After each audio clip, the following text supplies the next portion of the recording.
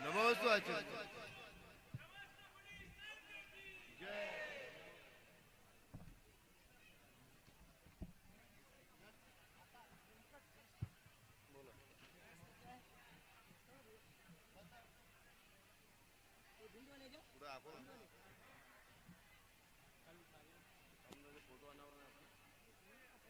एक 11 का है क्या आपका?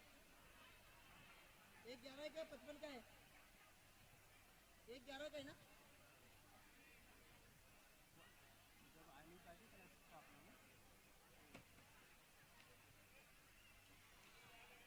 हेलो, चलो देवादेव पार्श्वनाथ भगवान की, चलो 2400 भगवान की, चलो परम पूज्य संत शून्य आचार्य भगवान विद्यासागर जी महामुनि राज की, समस्त आचार्य संघ की,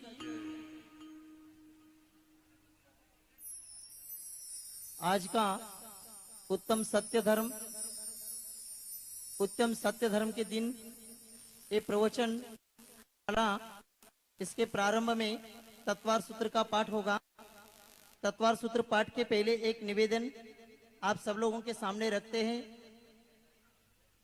अंतरिक्ष पार्श्वनाथ अतिशय क्षेत्र शिरपुर जैन में आचार्य जी का ये प्रथम बार चौमासा, और इस चौमासा में प्रथम बार ऐसा अवसर आया है कि आचार्य जी के सानिध्य में पर्युषण पर्व मनाने का अवसर हम सब लोगों को मिल रहा है।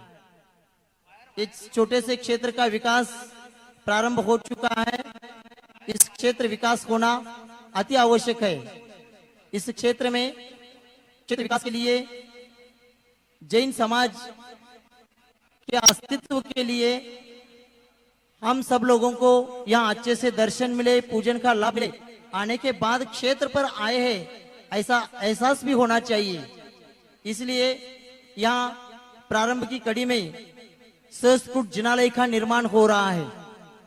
126 फीट का जैसलमेर के पत्थर का पीला स्वर्णमय पत्थर, उससे 126 फीट का मानस्तंभ रूपी सहस्त्रकूट जिनालय बन रहा है। और इस सहस्त्रकूट जिनालय में आप आपके परिवार के द्वारा एक प्रतिमा जी की स्थापना कर सकते हैं। उसकी दान राशि रखी गई है 2,02,202 रुपए। 2,02,202 रुपए की दान राशि की स्वीकृति देकर आपके परिवार के द्वारा एक प्रतिमा जी इस सहस्त्रकूट जिनालय में स्थापना कर सकते, विराजमान कर सकते हैं।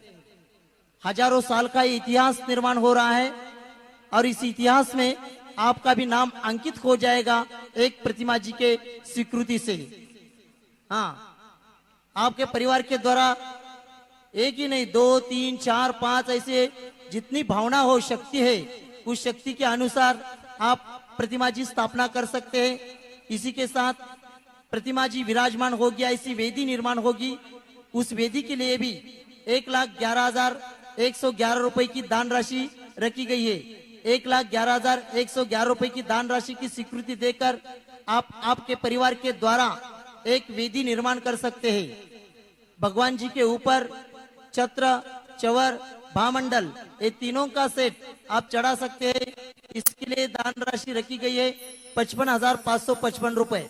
55,555 की दान राशि के द्वारा आप भगवान जी के ऊपर छत्र, चमर और भामंडल ये तीनों चढ़ा सकते हैं। और वेदी, प्रतिमा जी और छत्र, चवर, भामंडल ऐसे तीनों एक ही परिवार के द्वारा आता है तो 3,51,000 रुपए देकर ये तीनों प्रतिमा जी, वेदी और छत्र, चामर, भामंडल तीनों भी दे सकते हैं। तो ऐसा 3,51,000 रुपए दान राशि उसके लिए रखी गई है। आप यहाँ तत्वार सूत्र का पाठ होने तक मानस बना करके यहाँ नाम भेज सकते। इसी के साथ इस क्षेत्र विकास के लिए चातुर्मास कलशों की योजना भी की गई है। उस कलशों में 51,51,511 रुपए का चिंतामणि कलश, 31,31,311 रुपए का प्रभावना कलश, 21,21,211 रुपए का अहिंसा कलश, 11,11,111 रुपए का वात्सल्य कलश, 5,55,555 के अंतरिक्ष कलश, ऐसी कलशों की स्थापना भी यहाँ आपके परिवार के द्वारा इसमें से एक कलश की स्थापना कर सकते हैं। आज के दिन या सहस्त्रकुट जिनालय में एक प्रतिमा जी, वेदी जी या इसमें से एक कलश की स्वीकृति देकर प्रवचन के पूर्व में आचार्य जी को आप शास्त्र दान कर सकते हैं। आचार्य जी को शास्त्रदान करने के लिए इसमें कलश की स्वीकृति या सहस्त्रकुट जिनालय में वेदी या प्रतिमा जी की स्वीकृति आप दे सकते हैं, आपके नाम भेज सकते हैं। आज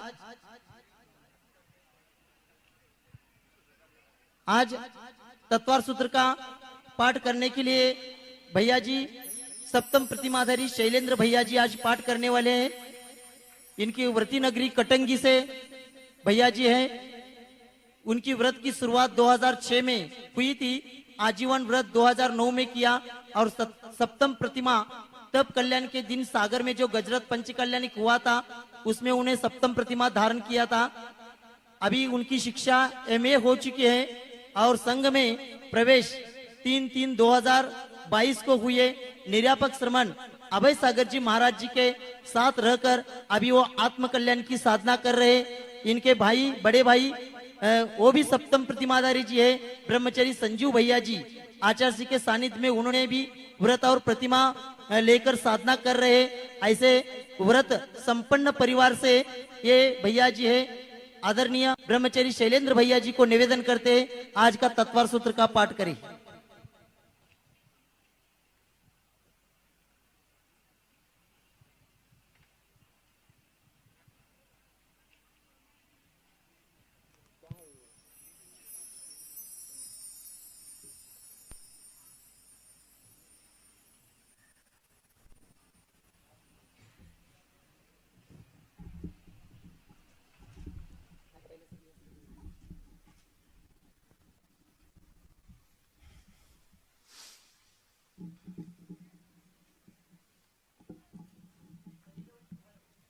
हेलो, सभी लोगों से निवेदन है जब भैया जी पाठ करते हैं तब आप आगे आगे पाठ करते हैं तो एक तो उनके साथ और धीरे आवाज में करना चाहिए। आगे आगे कुछ लोग भैया जी तीसरा अध्याय पढ़ रहे तो कुछ लोग चौथा अध्याय पढ़ना शुरू कर देते हैं। ऐसा भी सुनने में आता है, तो ऐसा नहीं होना चाहिए। थोड़ा सा आवाज कम रख करके और ये करें सब लोग। अथ आमनाय स्वाध्याय वेलायाम कायोत्सर्गम करोम्यहम्।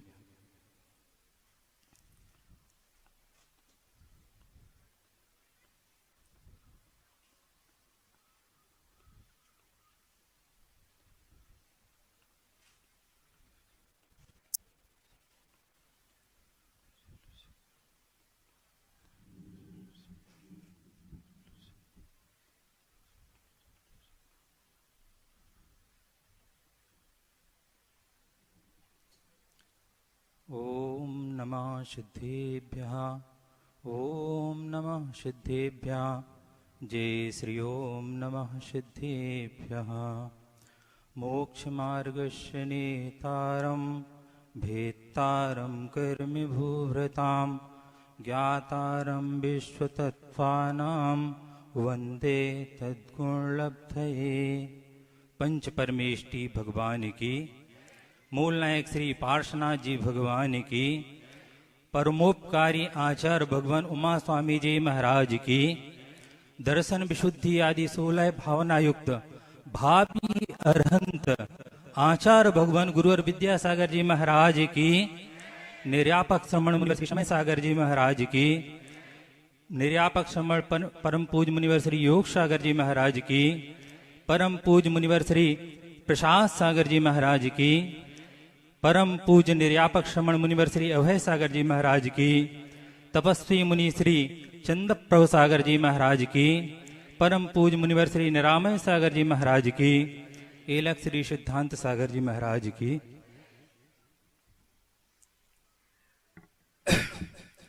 सम्यक दर्शन ज्ञान चारित्राणि मोक्ष मार्गः। तत्वार्थ श्रद्धानम सम्यक दर्शनम तन्निसर्गादधिगमादवा जीवा जीवा स्रवबंध निर्जरा बंध संबर निर्जरा मोक्षस्तत्वम नाम स्थापना द्रव्य भावतस्तन्यासः प्रमाण नैरधिगमः निर्देश स्वामित्व साधनाधिकरण स्थिति विधानतः सत्संख्या छेत स्पर्शन कालांतर भावाल्प बहुत्वैश्च मति श्रुतावधि मनः पर्यय केवलानि ज्ञानम तत्प्रमाणे आद्ये परोक्षम प्रत्यक्ष मन्यत मति स्मृति संज्ञा चिंताभिनिबोध इत्यनर्थांतरम तदिंद्रियानिंद्रिय निमित्तम अवग्रहे हावाय धारणः बहुविध प्राणी श्रुतानुक्त द्रवाणाम क्षेत्राणाम अर्थस्य व्यंजनस्यावग्रह न चक्षुरनिंद्रियाभ्याम श्रुतम मति पूर्वम दैनिक द्वादश भेदम भव प्रत्ययो वधिर्देव नारकाणाम क्षयोपसम निमित्तः षड्विकल्पः शेषाणाम ऋजु विपुलमती मनः पर्ययः विशुद्ध प्रतिपाताभ्याम तद विशेषः विशुद्धि छेत स्वामी विषेभ्यो बधि मनः पर्ययो मति श्रुतियोर निबंधो द्रव्येश सर्वपर्यायेषु रूपेषु बवधे तदनंत भागे मनः पर्ययस्य सर्वद्रव्य पर्यायेषु केवलस्य एकादीनि भाज्यानि युक्पदेकस्मिन्न चतुर्भ्यः मति श्रुतावधियो विपर्यस्य सदसदो रविशेषाद्य द्रक्षोपलब्धिरुन्मत्तवत् नैगम संग्रह व्यवहारर्जु सूत्र शब्द समभिरूढ़े बंभूतानयः इति तत्पारसूत्रे मोक्ष शास्त्रे प्रथमोध्यायः औपशमिक क्षयिकौ भावौ मिश्रस्य जीवस्य स्वतत्वमौदैक पारिणामकौ च द्विनवाष्टादशैकविंशति त्रिभेदा यथाक्रमम् सम्यक् चारित्रे ज्ञान दर्शन दान लाभ भोगो भोग वीर्याणि च ज्ञानाज्ञान दर्शन लब्ध्यश्चतुस् त्रि पंचभेदः सम्यक् चारित्र संयमा संयमाश गति कसाय लिंग मिथ्या दर्शना ज्ञान संहिता सिद्ध लेशाश्चतुश्चतुस् त्रे कैक षड्भेदः जीवभव्याभव्यत्वानि च उपयोगो लक्षणम् सा द्विविधोष्ट चतुर्भेदः संसारिणो मुक्ताश्च समनस्कः मनस्कः संसारिणस्त्रसस्थावरः प्रतिव्यक्तेजो वायु वनस्पतयः स्थावरः द्विन्द्रियादयस्त्रशः पंचेन्द्रियाणि द्विविधानि निर्वृत्युपकरणे द्रव्येन्द्रियम् लब्ध्युपयोगो भावेन्द्रियम् स्पर्शन रसनघ्राण चक्षु श्रोत्राणि स्पर्श रसगंध वर्ण शब्दास्तदर्थः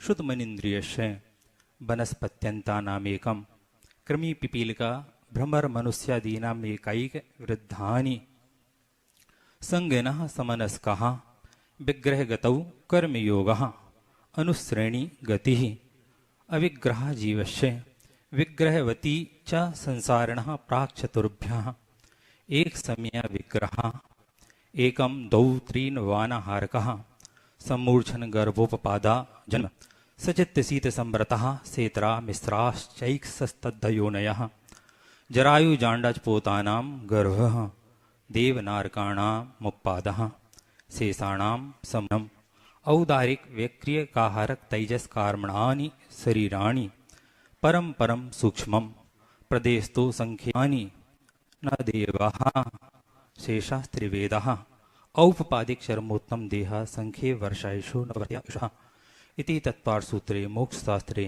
द्वितीयोऽध्यायः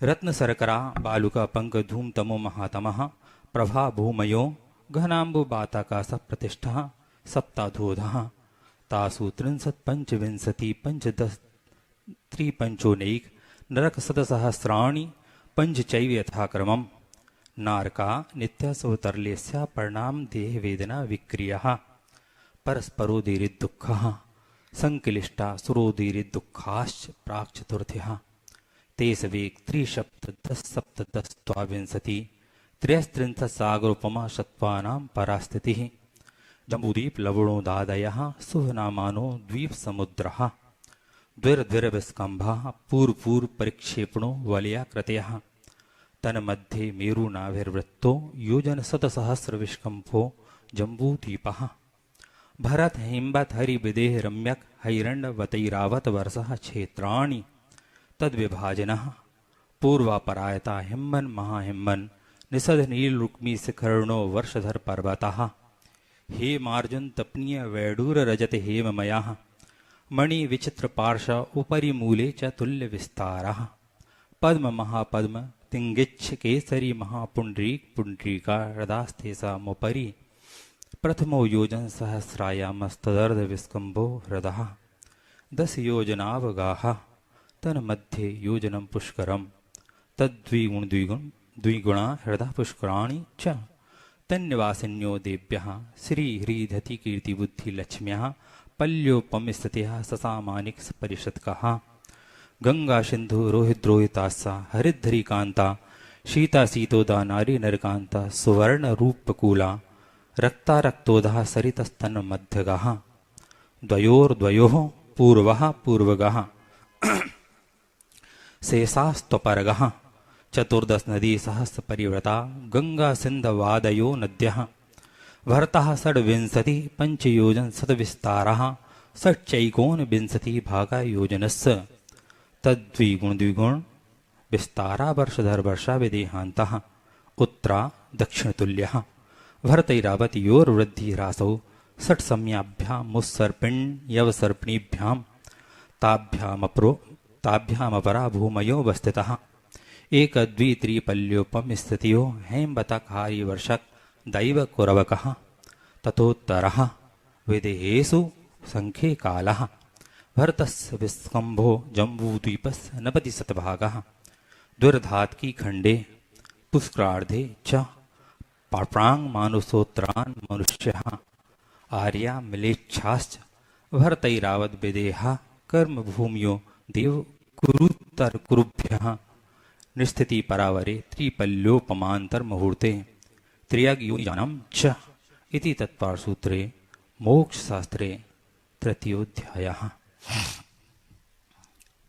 देवाश्चतुर्निकायाः आदितस्त्रिषु पीतान्तलेश्यः तसाष्टपञ्चद्वादश विकल्पः कल्पोपपन्नपर्यन्तः इन्द्रसामानिक त्रायस्त्रिंश पारिषदात्मरक्षलोकपालानीक प्रकीर्णकाभियोग किलविसी काश्चैकसः त्रायस्त्रिंश लोकपालवर्ज्यः व्यन्तर ज्योतिष्कः पूर्व्योर्द्विन्द्रः कायप्रविचारा ऐसानात् शेषः स्पर्शरूप शब्दमनः प्रविचारः परे प्रविचारः भवनवासनो सुरनाग विद्युत्पर्णाग्नि बातस्तनितो दधि द्वीपदिक्कुमारः व्यन्तरः किन्नर किं पुरुष महोरग गंधर्व यक्ष राक्षस भूतिसाचः ज्योतिष्कः सूर्या चंद्रमसौ ग्रह नक्षत्र प्रकीर्णक तारकाश्च मेरु प्रदक्षिणा नितगतियो निर्लोके तत्कृतः काल विभागः वहीरवस्थितः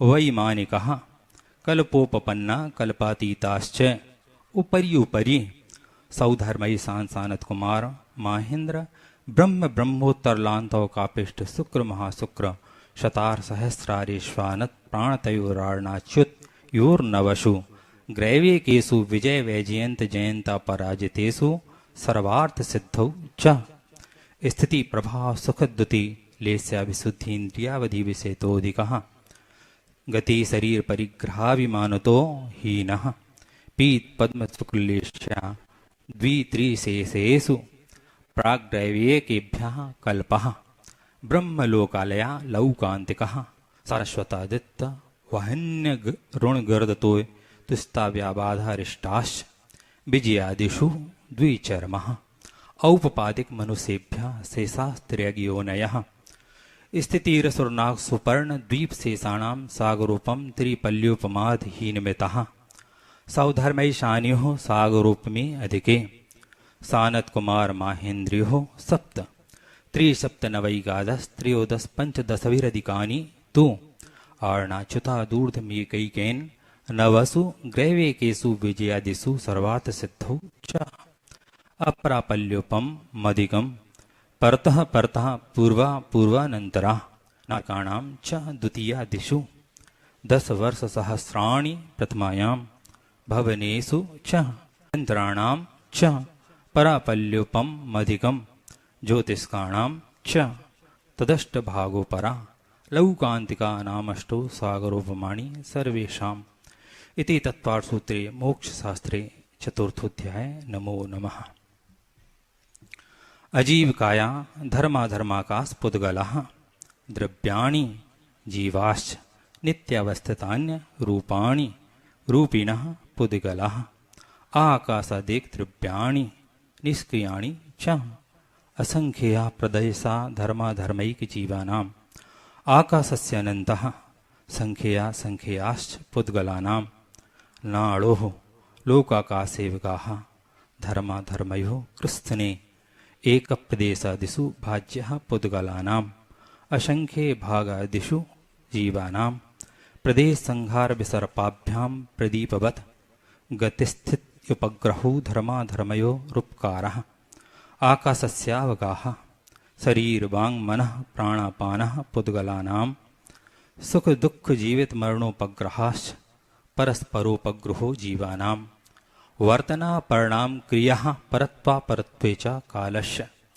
स्पर्शरसगन्धवर्णवन्तः पुद्गलाः शब्दबन्ध सौक्ष्म स्थौल्य संस्थान भेद तमच्छाया तपोद्योतबन्तश्च अणवः स्कन्धाश्च भेद संघातेभ्य उत्पद्यन्ते भेदादणुः भेद संघाताभ्यां चाक्षुषः सद्द्रव्यलक्षणम् उत्पाद्भेदयुक्तं सत् तद्भावाव्ययं नित्यम् अर्पिता नर्पितसिद्धि स्निग्ध रुक्षत्वाद् बन्धः न जघन्य गुणानां गुणसाम्ये सदृशानां द्वधिकादि गुणानां तु वन्धेदिकौ पारिणामकौ च गुणपर्ययवद् द्रव्यं कालश्च सोऽनन्तसमयः द्रव्याश्रयः निर्गुणा गुणः तद्भावः परिणामः इति तत्त्वसूत्रे मोक्षशास्त्रे पंचमोऽध्यायः।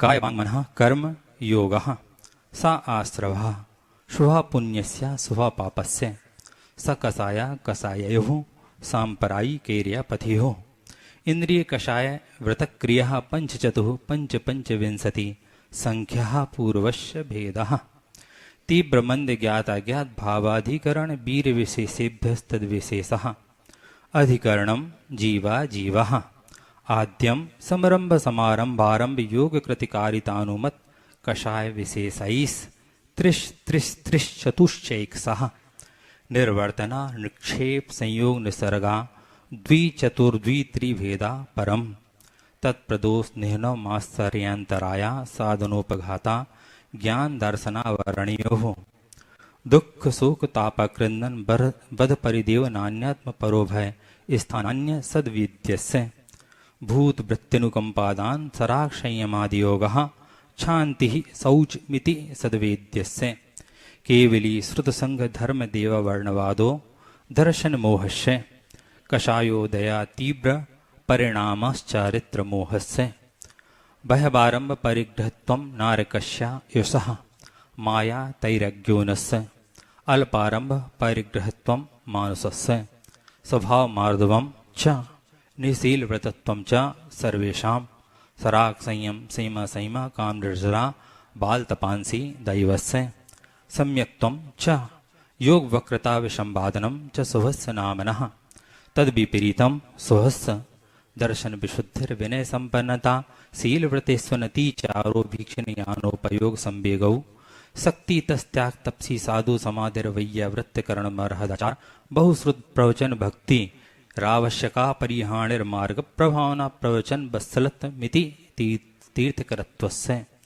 परात्मनिंदा प्रशंसे सदसद्गुणोच्छादनोद्भावने च नीचैर्गोत्रस्य तद्विपर्ययो नीचैर्वृत्तनुतसेकौ चोत्रस्य विघ्नकरण मंत्रायस्य इति तत्त्वसूत्रे मोक्षशास्त्रे षष्ठोऽध्यायः।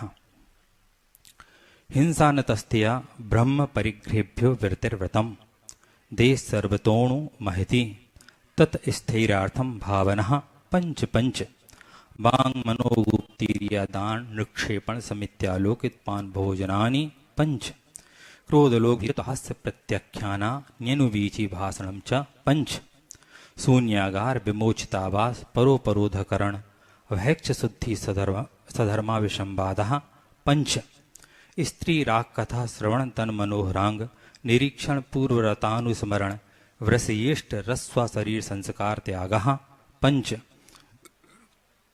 मनोज्ञा मनोज्ञेन्द्रिय विषय राग द्वेष वर्जनानि पंच हिंसा दिस विहामुत्रा पाया बद्ध दर्शनम दुख मेयो वा मैत्री प्रमोद कारुण्य माध्यस्थानि च सत्गुणाधिक क्लिश माना विनीयेषु जगत्काय स्वभावौ वा संवेग वैराग्यार्थम प्रमत्य योगात् प्राण व्यपरोपणम हिंसा अजदविधान मन्नृतम अदत्तादानम स्थेयम मैथुन मब्रहम मूर्छः परिग्रह निशल्यो व्रति अगार्य नगारश्च अनुव्रतोगारी दिग्देशानर्थ दंड विरति सयक प्रोषदोपवासोपभोग परिभोग परिमाणातिथि संविभाग व्रत संपन्नश्च मारणांत किम संलेखनाम जोशितः संकाकांक्षा विचिकित्सान दृष्टि प्रशंसा संस्तवः सम्यक दष्टेरतिचारः व्रतशीलेषु पंच पंच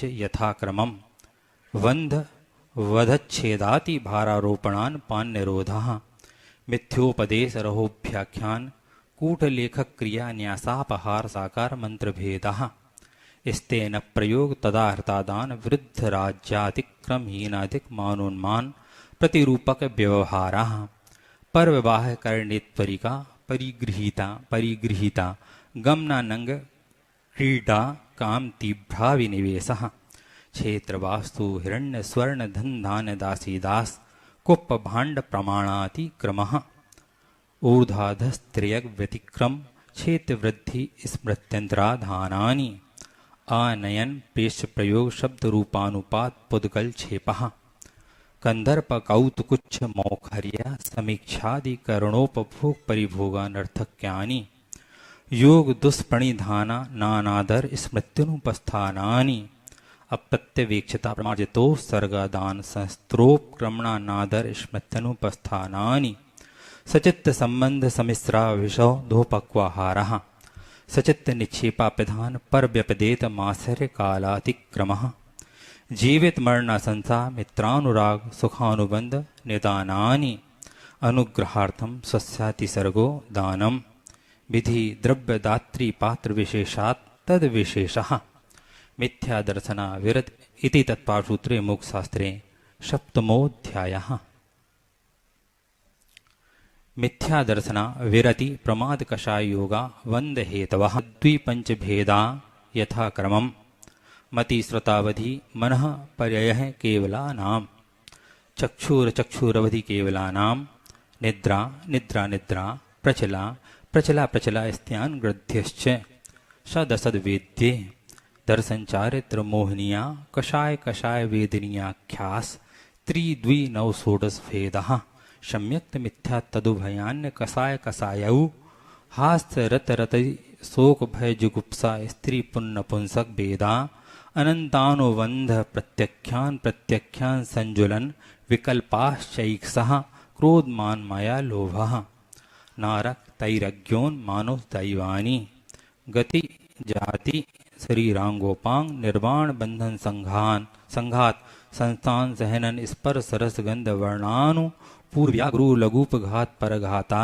तपोद्योतोच्छवास प्यायोगतयः प्रत्येक शरीर त्रस्वभक सुस्वर शुभ सूक्ष्म पर्याप्ति स्त्रादेय सह कीर्ति क्षेत्राणि तीर्थकरत्वं च उच्चैर नीचैश्च दान लाभ भोगो भोग वीर्याणाम आदित तृष्णा मंत्रायश्च च त्रिंशत् सागरूपम कोटि कोट्यः परस्थितिः सप्ततिर्मोहनीयश्च विंशतिर्नाम गोत्रयोः त्रयस्त्रिंशत् सागरोपमाण्यवशः अपरा द्वादश मुहूर्ता वेदिनीयश्च नाम गोत्रयो रष्टौ शेषा स गुप्ति समिति धर्मानुप्रेक्षा परिसहजय चारित्रहि तपसा निर्जरा च सम्यक योग निग्रहो गुप्तिः ईर्या भासैषणादान निक्षेपोत्सर्गः समितयः उत्तम क्षमा मार्दव आर्जव शौच सत्य संयम तपस्त्याग किंचन ब्रह्मचर्याणि धर्मः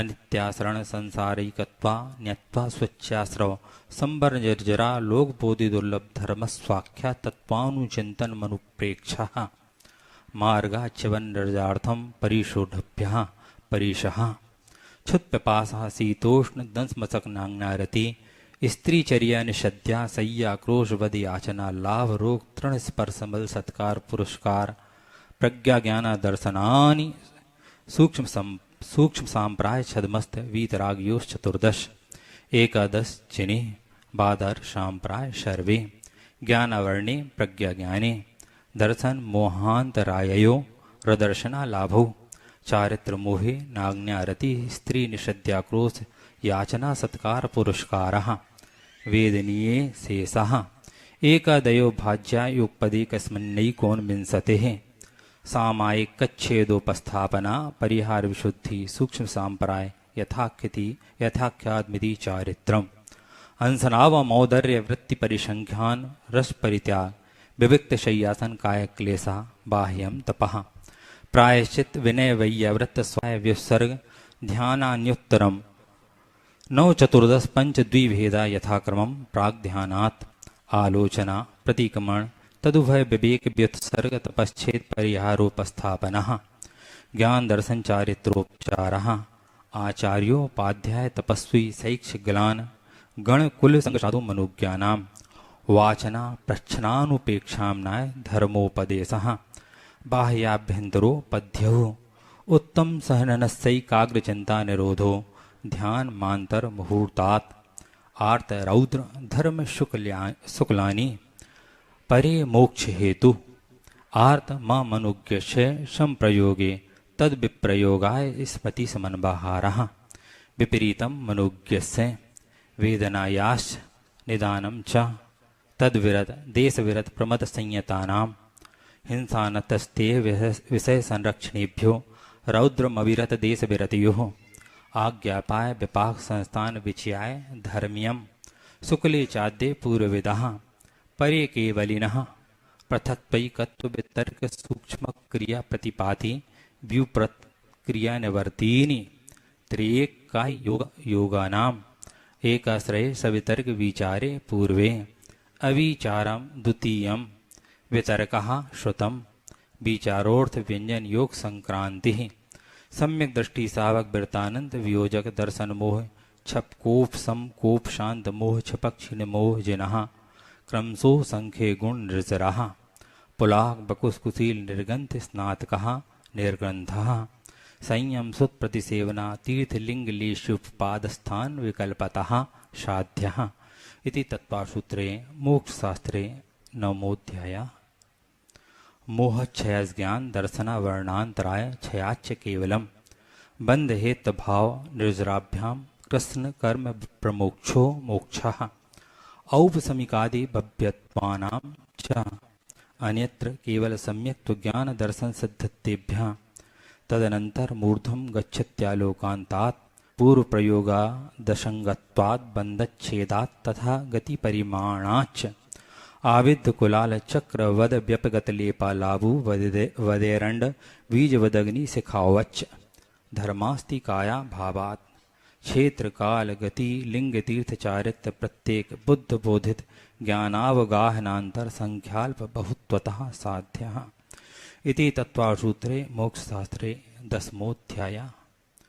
अक्षरमात्रपदस्वरहीनं व्यञ्जन संधि विवर्जित रेफं साधुभिरत्र मम क्षमितव्यं को न विमुह्यति शास्त्रे समुद्रे दशाध्याये परिच्छिन्ने तत्पार्थे पठिते सति फलं स्यादुपवासस्य भासितं मुनिपुङ्गवैः तत्पार्थसूत्रकर्तारं गृध्यपिच्छोपलक्षितं वन्दे गणीन्द्रसञ्जात ममा स्वामी मुनीश्वरम् इति आम्नाय स्वाध्याय निष्ठापन वेलायां कायोत्सर्गं करोम्यहम्।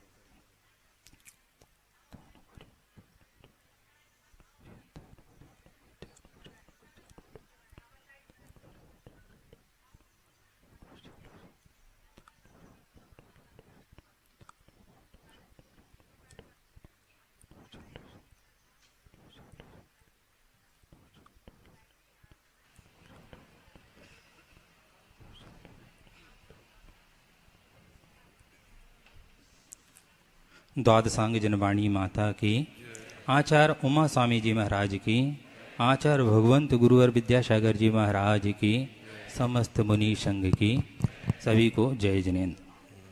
हेलो, भैया जी ने बहुत अच्छा तत्पर सूत्र का पाठ किया है, उनको बहुत बहुत धन्यवाद देते हैं।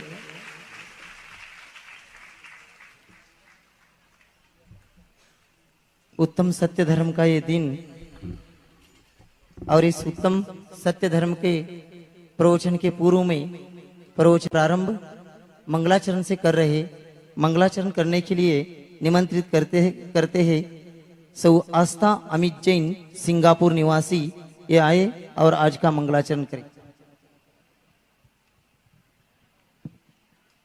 आशा रही न कल की, कल को भुलाया,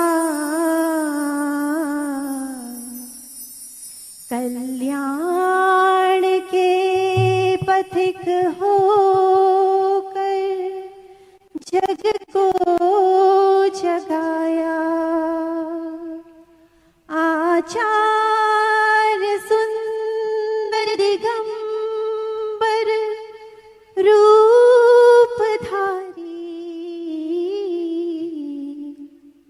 जो आपको निरखता बनता पुजारी।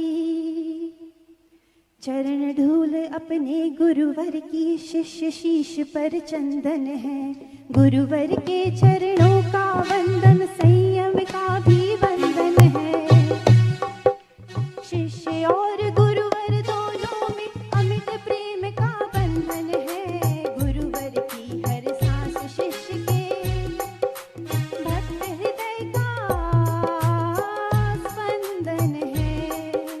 भज मन विद्यासागर, भज मन विद्यासागर, भज मन विद्यासागर, भज मन विद्यासागर, भज मन विद्यासागर, भज मन विद्यासागर, भज मन विद्यासागर, भज मन विद्यासागर, भज मन विद्यासागर, भज मन विद्यासागर, भज मन विद्यासागर।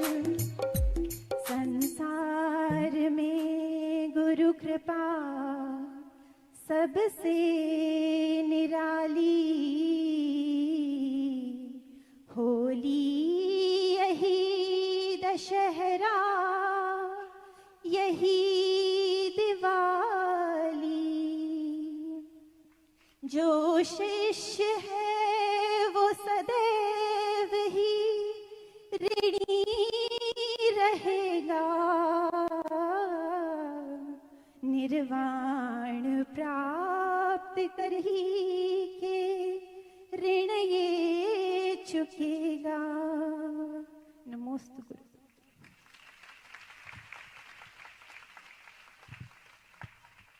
धन्यवाद। इसी कड़ी में प्रवचन के प्रारंभ में चित्र अनावरण और दीपक प्रज्वलन के निमंत्रित करते हैं नवीन जी जैन, दिल्ली निवासी, शीतल जी दोषी, पुणे निवासी, आज के श्रावक श्रेष्ठी डॉक्टर SK सोगानी परिवार, अतुल काका सरापा, संगीता भाभी सिद्धार्थ जी, अंकिता, आदित्य शाह, चंदू काका सरापा एंड परिवार। उसी के साथ डॉक्टर DC जैन मुंबई, और आज 24 उपवास ज्योति दिनेश कुमार जी जैन खामगांव निवासी, इनका 24वां उपवास चल रहा है, इसलिए उनको भी आज दीप प्रज्वलन में हम बुला रहे हैं। वे सब आए और आज चित्र अनावरण और दीप प्रज्वलन करें।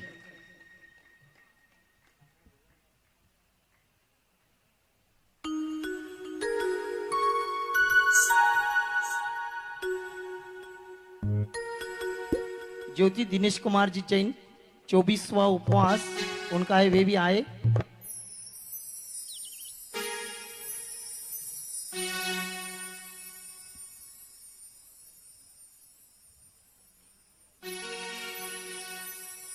गुरु मेरे ऋषिवर गुरु भगवान, गुरु मेरे ऋषिवर ओ गुरु भगवान, गुरुवर के दर्शन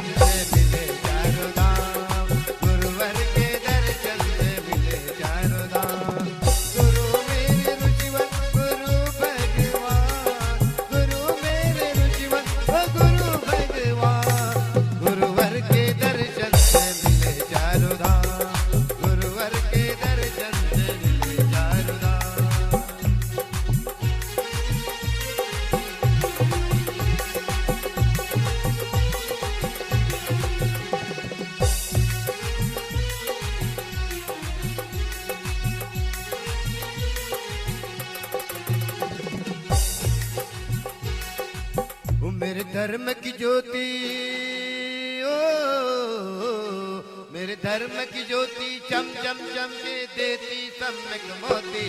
मेरे धर्म की ज्योति, मेरे धर्म की ज्योति।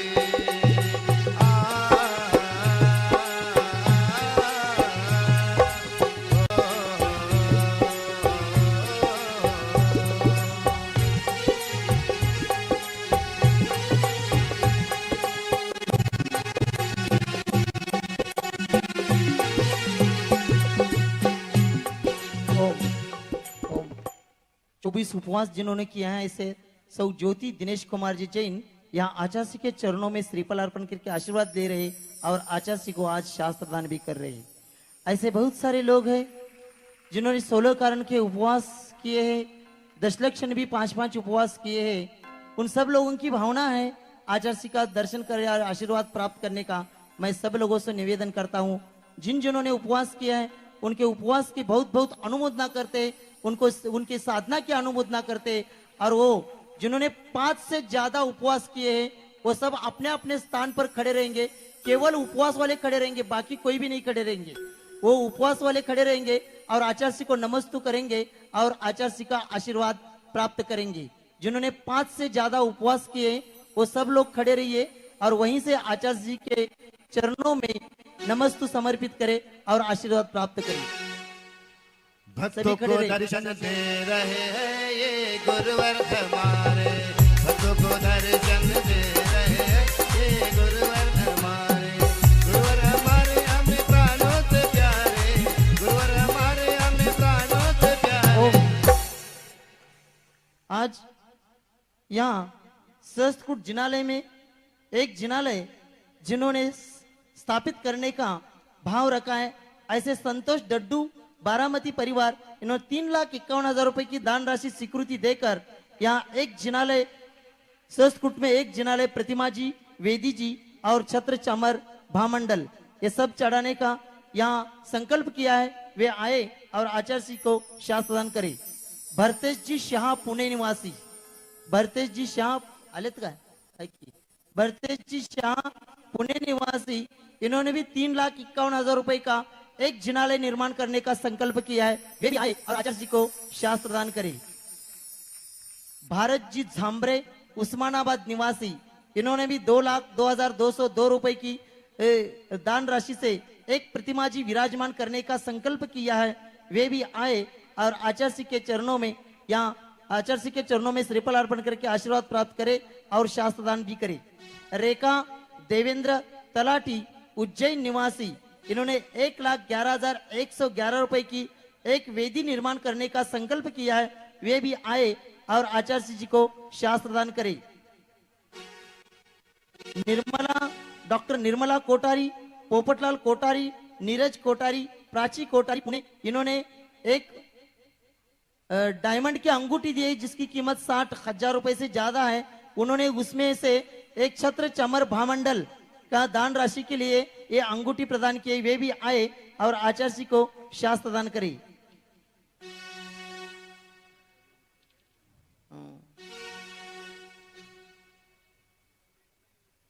सिंगापुर जैन संघ के समस्त श्रावकों ने 2,51,000 रुपए यहाँ भोजनशाला के लिए दान हेतु दिया है शिरपुर जैन अंतरिक्ष पार्श्वनाथ क्षेत्र में। वे भी आए और आचार्य जी को शास्त्र केवल 2 प्रतिनिधि आएंगे सिंगापुर वाले जैन संघ के और आचार्य जी को शास्त्र दान करेंगे। वीतराग प्रदीप सिंगरे इन्होंने एक वेदी निर्माण करने का सहस्त्रकूट में 1,11,111 रुपए की एक वेदी निर्माण करने का संकल्प किया है। वे भी आए और आचार्य जी को शास्त्र दान करे। और इन्होंने सिंगारी जी ने 5 उपवास भी निर्जल 5 उपवास आज तक किया है। 10 उपवास का उनका संकल्प है। प्रभावती तई रामभाऊ देशमाने लातूर रोड लातूर निवासी इन्होंने अपने सोने के मंगलसूत्र में से सोने के दागिने और 10,000 रुपए नकदी दान राशि यहाँ दी है। वे भी आए और आचार्य के चरणों में श्रीफल अर्पण करके आशीर्वाद प्राप्त करें।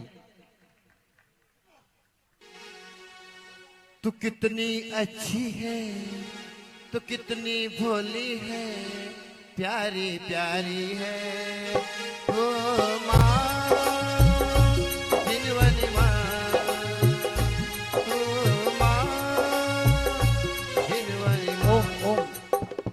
उत्सव रिया ममता स्वाति सेठी गया दुबई निवासी, इन्होंने छत्र चमर भामंडल के लिए 55,555 रुपए की दान राशि स्वीकृति दी है। वे भी आए और आचार्य जी को शास्त्र दान करे। प्रदीप जी, अजीत जी, निर्मल जी, कमल जी, बागड़ा परिवार विजयनगर आसाम निवासी, इन्होंने भी छत्र चमर भामंडल के लिए 55,555 रुपए की दान राशि स्वीकृत दी है। वे भी आए और आचार्य जी को शास्त्र दान करे।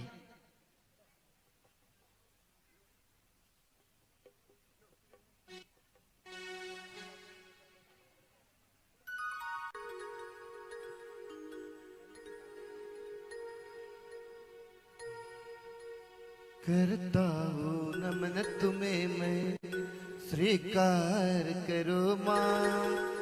मझदार में अटकी है नैया, पार करो माँ, नैया पार करो माँ। हे माँ जिनवानी, हे माँ जिनवानी, हे माँ जिनवानी, हे माँ जिनवानी।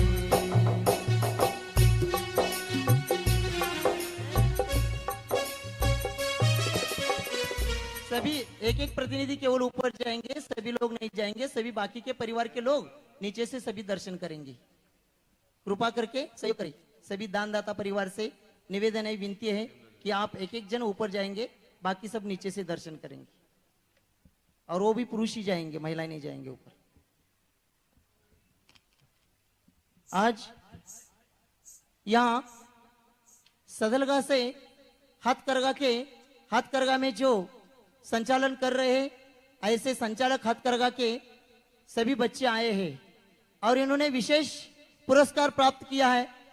कर्नाटक शासन द्वारा पिछले माह में कर्नाटक में जितने हाथकरघाएं हैं उन सभी हाथकरघाओं का प्रदर्शन रखा था और उस प्रदर्शन में सदलगा हाथकरघा को प्रथम पुरस्कार कर्नाटक शासन द्वारा प्राप्त हुआ है। और इन्होंने उस प्रदर्शन में जो प्रस्तुति दी है, वो साड़ी जो निर्माण की थी, उसका साड़ी के ऊपर पूरा जल सेना, थल सेना, वायु सेना, इसके सब चिन्ह अंकित करके उसकी प्रस्तुति वहां बेंगलोर में जो प्रदर्शन हुआ था, उस प्रदर्शन में प्रस्तुति दी थी और उसको कर्नाटक शासन ने प्रथम पुरस्कार दिया है। और ये प्रथम पुरस्कार की प्रशस्ति प्राप्त करके ये सभी हाथकरघा के यहाँ बच्चे आए हैं। वो चाहते हैं कि ये प्रथम पुरस्कार उनको मिला है, वो गुरु चरणों में समर्पित करने जा रहा है। इसलिए गुरु चरणों में समर्पित करने के लिए ये सभी सदलगा साड़ी कुठे साड़ी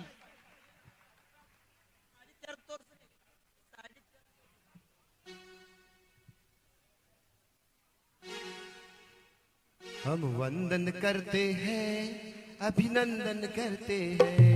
हम वंदन करते हैं, अभिनंदन करते हैं। प्रभु जैसा बनने को, प्रभु जैसा बनने को हम वैसा करते हैं। हम वंदन करते हैं, अभिनंदन करते हैं। हम वंदन करते हैं, अभिनंदन करते हैं। ऐसा पूरा इंडिया नहीं भारत बोलो ऐसा लिखा हुआ है, चरखे का चिन्ह है और थल सेना, वायु सेना, जल सेना, इनके सब चित्र अंकित ऐसी साड़ी की प्रस्तुति इस कर्नाटक शासन द्वारा आयोजित प्रदर्शन में की गई थी। इसको कर्नाटक शासन के द्वारा मिला, ये विशेषता है। कर्नाटक शासन के मुख्यमंत्री द्वारा इनको पुरस्कृत किया गया है। इन सभी बच्चों को बहुत बहुत धन्यवाद देते हैं और उनका अभिनंदन करते हैं और ऐसे ही इस हाथकरघा के क्षेत्र में निरंतर प्रगति करते रहे, ऐसे शुभकामनाएं देते हैं। इसी के साथ ये सभी युवा वर्ग वहाँ एक गौशाला भी चलाते हैं और गौशाला खुली गौशाला है, वहाँ गायों को बांधा नहीं जाता और गायों को रुकने के लिए वहाँ टीन शेड के जगह 200 जामुन के पेड़ लगाए हैं और उस 200 जामुन के पेड़ के नीचे सभी गायों की सुरक्षा की जाती है। ऐसी गौशाला भी ये सदलगा के नवयुवक चला रहे। इन सब लोगों को बहुत बहुत धन्यवाद देते और दया के क्षेत्र में, जीव दया के क्षेत्र में जो कार्य कर रहे उसके लिए उनका अभिनंदन करते हैं। हाँ, सभी लोग ताली बजा करके इनको पुरस्कृत करना है। कर्नाटक शासन ने पुरस्कृत किया है, आप सभी लोग तालियों के द्वारा उनको पुरस्कृत करें।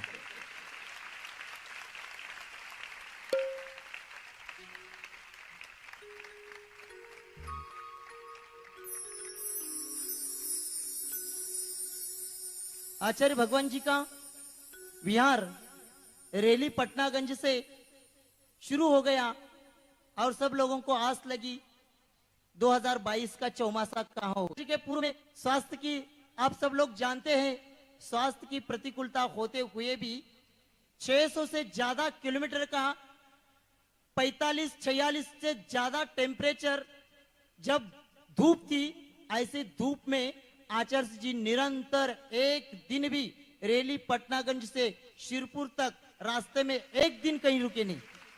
ऐसे निरंतर चलते चलते चलते आचार्य जी यहाँ शिरपुर में आए।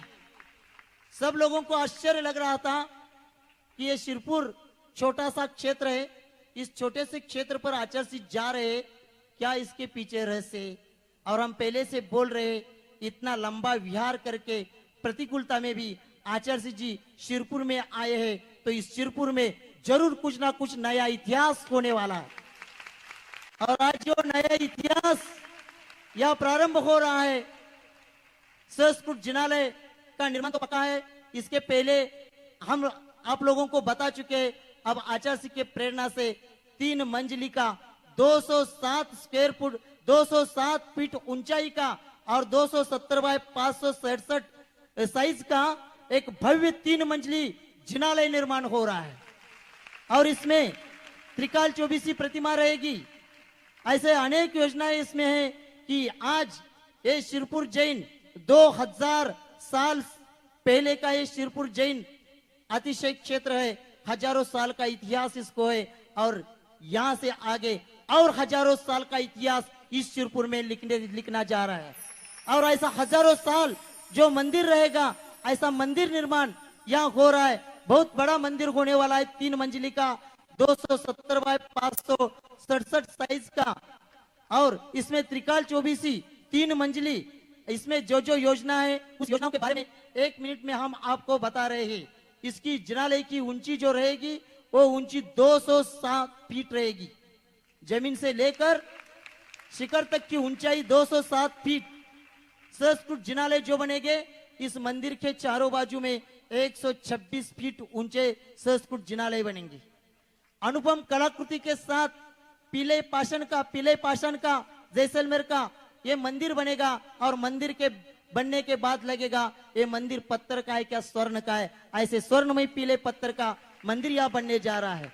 इस मंदिर में बड़ा समोचरण होगा, उसमें मुख्य 4 प्रतिमा होगी। उस 4 प्रतिमाओं के लिए राशि रखी गई 151 कलश। मध्य में एक समोचरण बनेगा, उसमें भी 4 प्रतिमा जी रहेंगे बड़े बड़े अष्टधातु के। उसके लिए राशि रखी गई 108 कलश प्रत्येक प्रतिमा जी की। उर्दू में ऊपर एक 3 मंजिला होगा, 3 मंजिले में 3 समोचरण होंगे, उसमें 4-4 प्रतिमा जी रहेंगे। उर्दू मंजिले में 4 प्रतिमा जी रहेंगे, उसके लिए भी 108 कलश प्रत्येक प्रतिमा जी की रखी गई है। संस्कृत मानस्तंभ जो ऊपर सबसे ऊपर 4 प्रतिमा बड़ी प्रतिमा रहेंगी, उसके लिए प्रत्येक प्रतिमा के लिए 108 कलश की राशि रखी गई है। संस्कृत के मध्य में 12 प्रतिमा जी रहेंगे, बड़े बड़े 12 प्रतिमा जी रहेंगे, उसके लिए 51 कलश की राशि रखी गई है। त्रिकाल चौबीसी में 72 प्रतिमा रहेगी और वो भी बड़ी बड़ी प्रतिमा रहेगी, उसके लिए प्रत्येक प्रतिमा जी के लिए 21 कलश 21 ट्रिपल रखी गई है। संस्कृत में 1008 प्रतिमा जी विराजमान होंगे, उसमें प्रत्येक प्रतिमा जी के लिए 2,02,202 रुपए की राशि रखी गई है। त्रिकाल चौबीसी में 72 वेदी रहेंगी, 72 प्रतिमा जी के लिए 72 बड़ी प्रतिमा जी है, उस 72 बड़ी प्रतिमा जी के लिए 72 बड़ी वेदियां रहेगी, उसके लिए 11 कलश प्रत्येक वेदी के लिए 11 कलश की राशि रखी गई है। संस्कृत में जो 1008 वेदी बनेंगी, उसके लिए 1,11,111 रुपए की राशि प्रत्येक वेदी के लिए रखी गई है। त्रिकाल चौबीसी में जो बड़ी प्रतिमा जी है, बड़ी प्रतिमा जी को छत्र चमर भामंडल, ऐसे 72 जो त्रिकाल चौबीसी के भगवान जी है उनके लिए छत्र चवर भामंडल, प्रत्येक प्रतिमा जी के लिए 2,51,000 रुपए का 2,51,000 रुपए राशि रखी गई पूरा सेट के लिए। संस्कृत में 1008 भगवान जी के लिए छत्र चमर भामंडल, इसके लिए राशि रखी गई है 55,555 रुपए। और इस पूरे मंदिर में नक्काशी युक्त स्तंभ रहेंगे, वो स्तंभों की संख्या है 350 स्तंभों का ये मंदिर रहेगा और प्रत्येक स्तंभ के लिए 2,22,222 रुपए की राशि रखी गई है। मुख्य जो प्रत्येक का जहां ये जितने भी है भारत देश में जितने लोग हैं उनको सब लोगों से निवेदन है कि अपने की शक्ति के अनुसार प्रत्येक का हाथ इसमें मंदिर में लगना चाहिए। इसलिए अंतरिक्ष शिला, मुख्य अंतरिक्ष शिला उसकी राशि रखी गई 51 से, सामान्य समोशरण शिला उसके लिए राशि रखी गई है 2100 रुपए। जिनालय के निर्माण के लिए जो भूखंड लगेगा उस भूखंड के लिए जमीन के लिए एक स्क्वायर फीट की जमीन के लिए 31 रुपए की दान राशि रखी गई है। परिक्रमा पथ पर पाषाण से निर्मित 140 कमरे बनने वाले हैं जो धर्मशाला के रूप में रहेंगे। 140 कमरे, इसके लिए राशि रखी गई है 5,05,505 रुपए। और आप सब लोग देख रहे हैं एक छोटे से क्षेत्र पर आप लोगों की सब लोगों की व्यवस्थाएं अच्छी नहीं हो रही, आवास व्यवस्था अच्छी नहीं, क्योंकि आज हमारे पास केवल और केवल निकलंक निकेतन इतनी एक धर्मशाला है, उसके बिना अपने हाथ में कुछ भी नहीं है। तो बड़ी धर्मशाला भी 300 कमरे की बड़ी धर्मशाला बनने वाली है और इसमें एक एक कमरे के लिए 2,51,000 रुपए की दान राशि रखी गई है।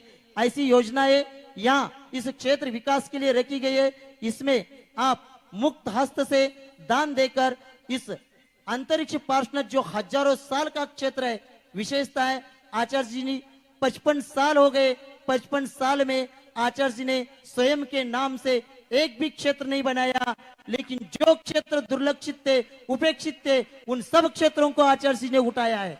ऐसा शिरपुर क्षेत्र भी एक दुर्लक्षित और उपेक्षित क्षेत्र ऐसा लग रहा था, वो क्षेत्र भी अब आचार्य जी के सानिध्य के कारण सभी पूरे विश्व के पटल पर आया है और जल्द ही एक क्षेत्र एक नए विकास को लेकर खड़ा रहने वाला है। इसके लिए इन सभी योजनाओं में आप सभी लोगों का सहयोग अपेक्षित है। स्तंभ के लिए एक नाम आया था,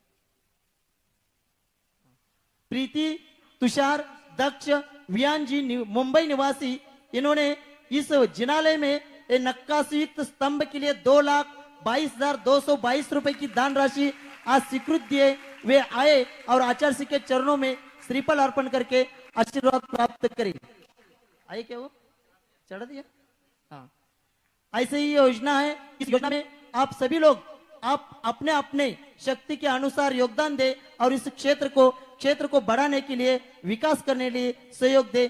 पूज्य आचार्य जी के चरणों में त्रिवार नमस्तु करते हुए निवेदन करते आज के उत्तम सत्य धर्म के उपलक्ष्य में हम सब लोगों को उद्बोधित करें। नमस्तु भगवान, नमस्तु भगवान, नमस्तु। ओम नमः सिद्धेभ्यः, ओम सिद्धेभ्यः, ओम नमः सिद्धेभ्यः।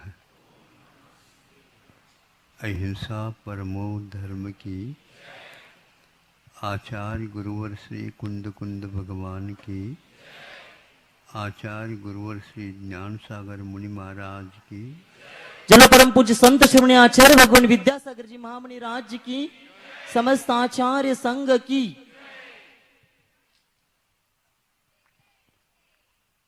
रविवार के कारण उधर न रख करके यहीं पर रखा, क्योंकि सब जगह पर्व मनाने का अवसर प्राप्त है। अपने अपने समाज के साथ जिनालयों में ये कार्यक्रम संपन्न होते हैं।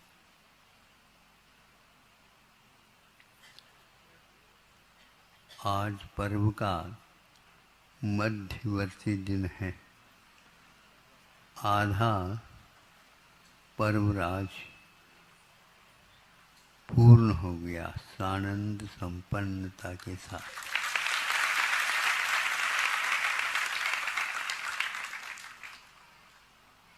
प्रकृति भी अपनी प्रकृति के अनुसार आप लोगों को सहयोग देने में संलग्न है। उपवास करने वालों के लिए विशेष रूप से यह कार्य हो रहा है। देव लोगों को भी प्रसन्नता होती है और वो अतिवृष्टि से बचा करके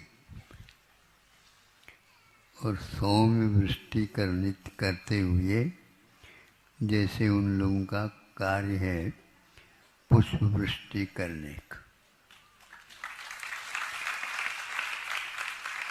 सभी लोग इस अवसर का लाभ ले लेंगे। आज सत्य, उत्तम सत्य, सत्य तो सत्य है ही, सतायुतम सत्यम, जो सत्य से युक्त है उसका नाम सत्य कहलाता। प्राय इसका उपयोग ध्यान के अलावा जब प्रवृत्ति करते हैं मुनि महाराज, उस समय इसका प्रयोग होता है। उसमें भी दो प्रकार का होता है, एक प्रवचन के रूप में और एक धर्म के रूप में। जब पढ़ाना इत्यादि होता है उस समय बार बार पुनरावृत्ति के साथ समझाया जाता है शिष्यों को, उस समय होता है उसका प्रयोग। और प्रवचन में कोई भी आता है तो उसके लिए सामान्य रूप से अहिंसा आदि धर्मों का उल्लेख करते हुए यह कार्य किया जाता है। इस प्रकार यह प्रवृत्ति एकमात्र प्रवृत्ति के साथ ही इसका उपयोग लगभग किया जाता है। अन्य समय में मुनि महाराज लोग वचन प्रयोग न करते हुए अपने 6 आवश्यकों में निरत रहते हैं। स्वाध्याय भी इसी के बीच में आ जाता है। आप लोग भी वचन प्रयोग एक प्रकार से ये बहुत महत्वपूर्ण क्रिया है। जिह्वा मिली है इसलिए उसका उपयोग करो, ये गलत है। अब शब्द का प्रयोग होता है तो उसमें दूसरों को भी दुख होता है। एक स्थान पर हमारे लिए रविवार के दिन ही, क्योंकि समूह बहुत आता था, उस समय एक व्यक्ति अपनी छोटी सी चिट्ठी के माध्यम से हमें संकेत दिया। मुझे वह बहुत अच्छा लगा, ताकि मैं कह दूँ तो आप लोगों को महाराज तो ऐसे कहते रहते। और फिर बाद में बताया, देखो आप लोग रात में अखंड पाठ करते हैं तो कोई बाधा नहीं, आप तक ही सीमित रखिए। जो विराम करना चाहता है और चिकित्सालय रहते हैं उसमें रोगी रहते हैं, वो इस ध्वनि को सुन लेंगे तो उनका सिर दर्द और होने लग जाएगा। आप लोग समझते हैं कभी भी आपको आहार की कमी पड़ गया अथवा प्रतिकूल आहार हुआ तो उस समय शरीर के अवयवों में अनेक प्रकार की विकृतियां आ जाती। कान उस समय ऐसे करते। कई लोग ध्वनि को सहन नहीं कर पाते हैं, इसलिए ध्वनि भी एक शास्त्र है। शस्त्र चलाना और उसके द्वारा दूसरे को लाभ मिले तो वो ठीक है, नहीं है तो अखंड जाप करो, नमोकार मंत्र अखंड रखो, भक्तामृत आदि स्तुति पाठ कर सकते हो, लेकिन वह दूर तक ध्वनि न जाए। आप इस ध्वनि का केवल दूसरे को प्रसन्न करने के लिए प्रयोजन तो नहीं रखना चाहिए, किंतु यह अपने समय का सदुपयोग की अपेक्षा से आमना रूप पाठ किया जाता है, इसका निषेध नहीं। इसको पढ़ करके हमने जब अंत में मंगलाचरण होना था उस समय इसको खोल करके किसी से पढ़वाया या मैंने ही उसको पढ़ करके लोगों को बताया। ये बिल्कुल ठीक कह रहा हूँ। इसी प्रकार अन्यत्र भी होता है। आप उसका सदुपयोग करो, अपने तक रखो, दूसरे को भी यदि सुनाना चाहते हैं तो भी उसमें औरों के लिए भी बाधा हो सकती है, होती है। तो जो विराम करना चाहता है, विश्राम करना चाहता है, वह विश्राम नहीं कर पाए। आपको यदि नींद आने वाली उस समय इस प्रकार का कोई भी हल्ला कोलाहल न करो, ऐसा कहा जाता है। तो इसी प्रकार ध्वनि का जितना कम दूरी प्रयोग हो उतना ही अच्छा है। अभी आप सुन रहे हैं कि नहीं? आवाज आ रही है कि नहीं? आ रही है। अब ब्रह्मचारी को आप कह सकते हो, कम आवाज के साथ भी कहा जाता है। उन्होंने बताया महाराज जोश के साथ बोलना पड़ता है, बोलियों में होश की आवश्यकता है, जोश की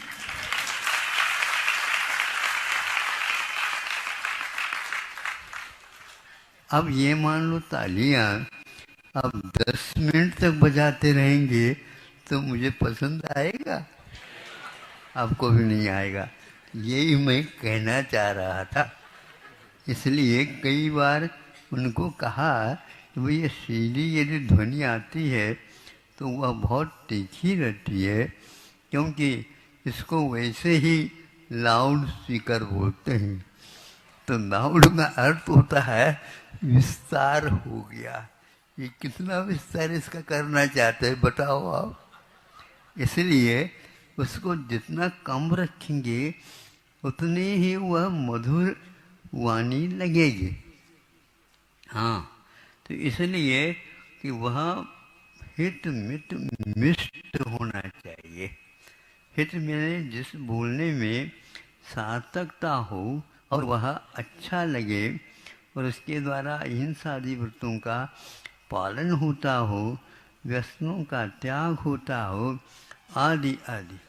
नहीं तो ध्वनि प्रदूषण बहुत बड़ा माना जाता है कि उसके द्वारा कई प्रकार की आपत्तियां आती हैं।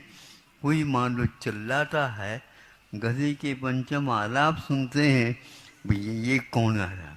और यदि मान लो संगीत का साथ आ जाता है तो भैया एक बार और सुनाओ।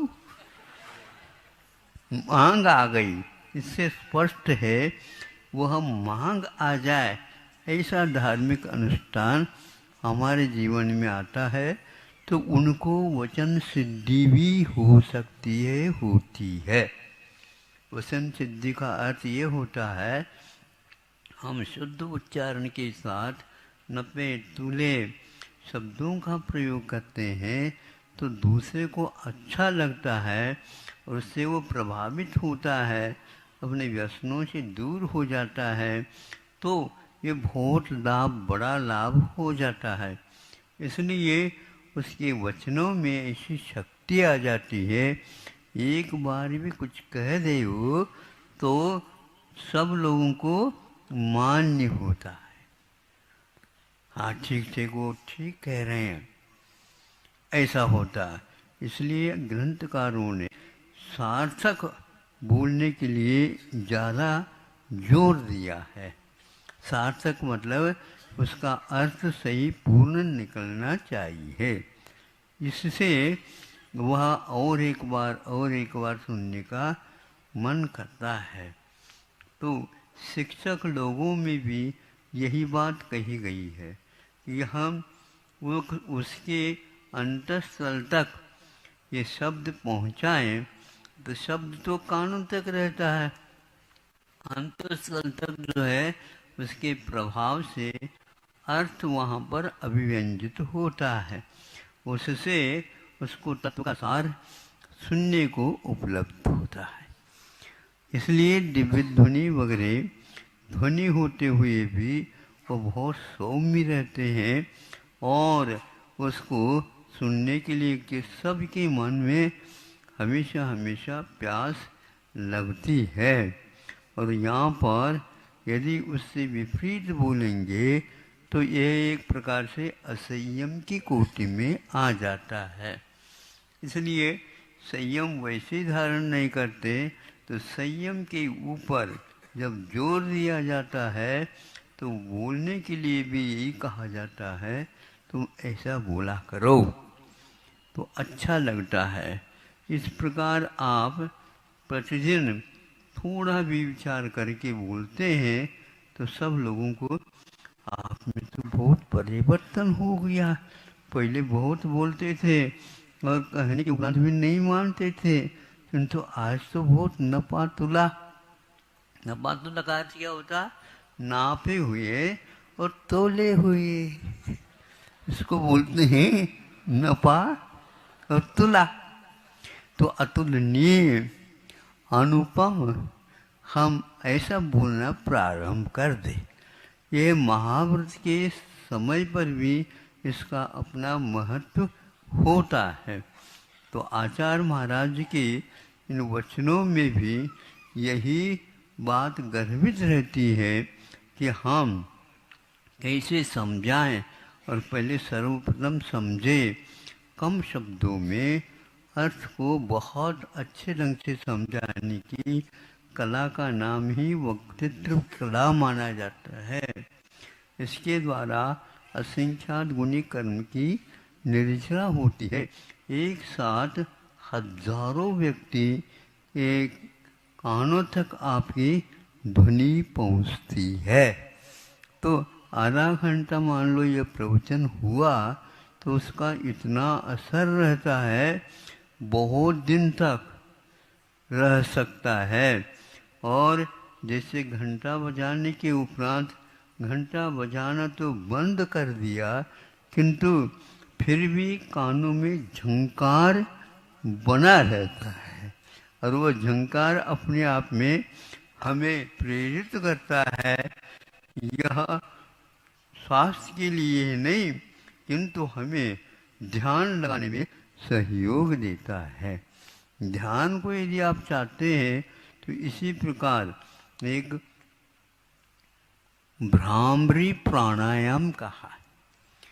तो भ्रमण जिस प्रकार गुंजार करता है उस प्रकार आपके कानों में वह आ जाए, वह मुख से न बोल करके, मुख से वह ध्वनि न निकाल करके, किंतु नाक से वह ध्वनि निकलती है।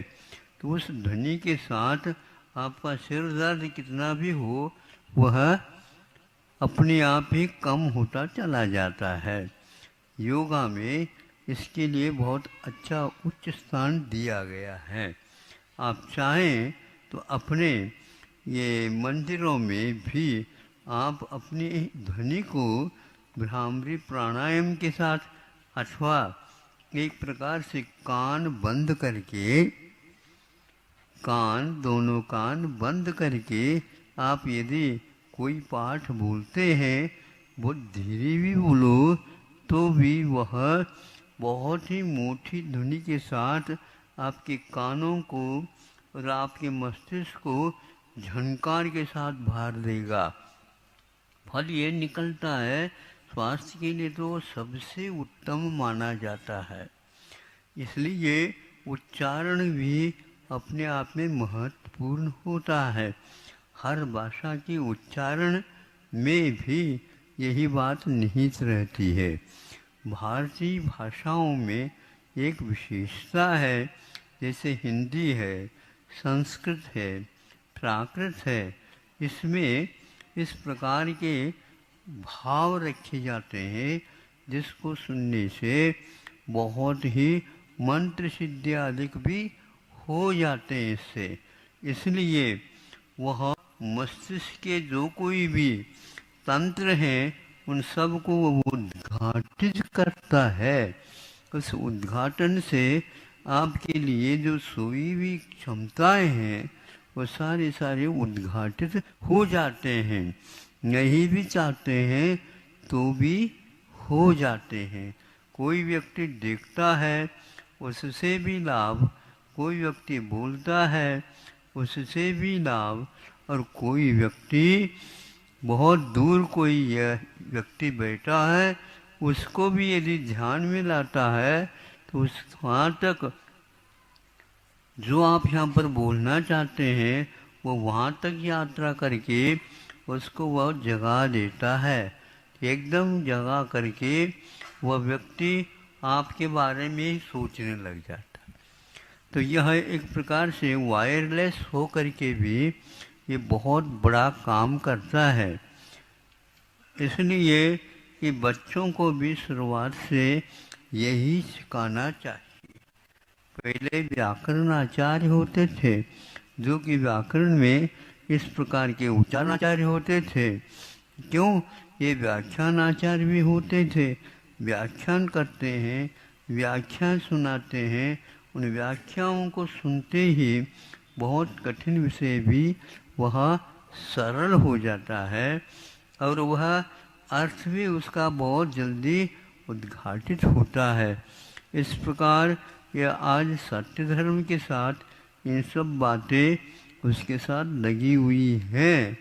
कई बार हमने कहा है कि ऐसा करो, ध्यान का नहीं भी लगाते हैं तो किंतु जब बोलते हैं उस समय ध्यान अपने आप लगता है।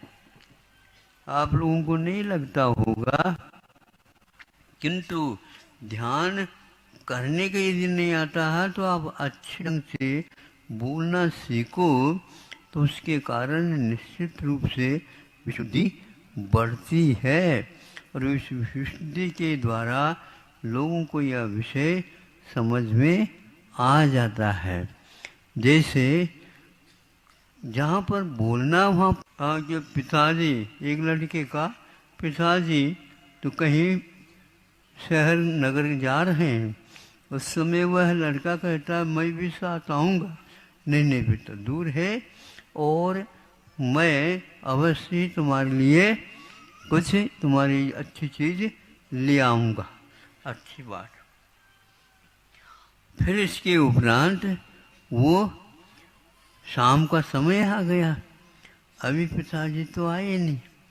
उसने जाकर के कहा, पिताजी ने ऐसा कहा था। हाँ बिल्कुल, वो अब आपके लिए ही कुछ खरीद रहे होंगे।